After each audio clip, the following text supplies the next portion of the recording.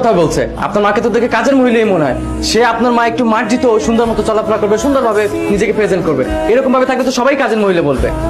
এই একদম চুপ। তুই যদি আরেকটা কথা বলস, এই একদম চুপ। বেরো, বেরো আমার বাড়ি থেকে, বেরো। তাই তুমি আমার ভাইয়ের সাথে এরকম করছো কেন? তোর ভাইয়ের সাথে কি করবো? কি করবো তোর ভাইয়ের সাথে আমি? তোর ভাই আমার মাকে যা ইচ্ছা তাই বলবে, সেটা আমি নীরবে হজম করে নিব মনে করছি? কোনোদিনও না।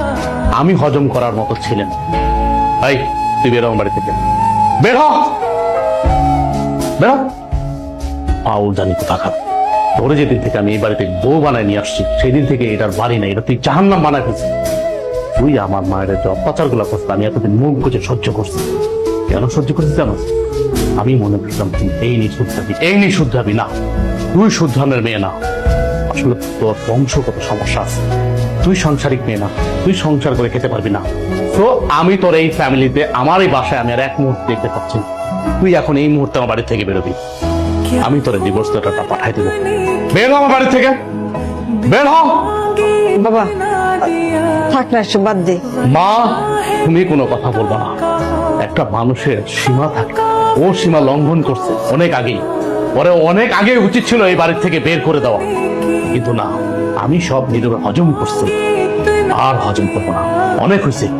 তুই একটা বাইরের ছেলের সাথে, তোর খালাতো ভাইয়ের সামনে তুই আমার মাকে কাজের মহিলা বলে তোর ভাই, আর তুই সেটা মজা নেস না? মজা নেস?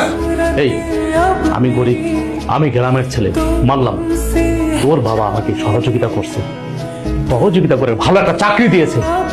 আমি তো এই জন্য তোর অনেক ভালো রাখছি। তুই বলতে পারবি তোর কোন দিক থেকে আমি অসম্মান করছি, বা কোন দিক থেকে আমি তোর কমতি রাখছি? তাহলে তুই আমার মার সাথে এমন করছিস কেন? এমন করছিস কেন? তো আমি তোর সাথে কোনো কথা বলতে চাচ্ছি না। আমার মাথা রক্ত উঠে গেছে। তুই এখন এই মুহূর্তে আমার বাড়ি থেকে বের হবি। আমি তোর ডিভোর্স লেটারটা পাঠাই দেবো। যা, বের হ আমার বাড়ি থেকে, বের হ। মা তুমি কোনো কথা বলবো না। আমি তো হচ্ছে একটা কুলাঙ্গার সন্তান। মারে দিনের পরে দিন অত্যাচার করছে, আমি নীরবে সহ্য করছি।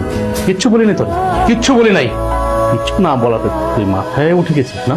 আর না, তোর সাথে আমি আর কোনো প্যাচাল পারবো না। বেরো, বেরো আমার বাড়ি থেকে।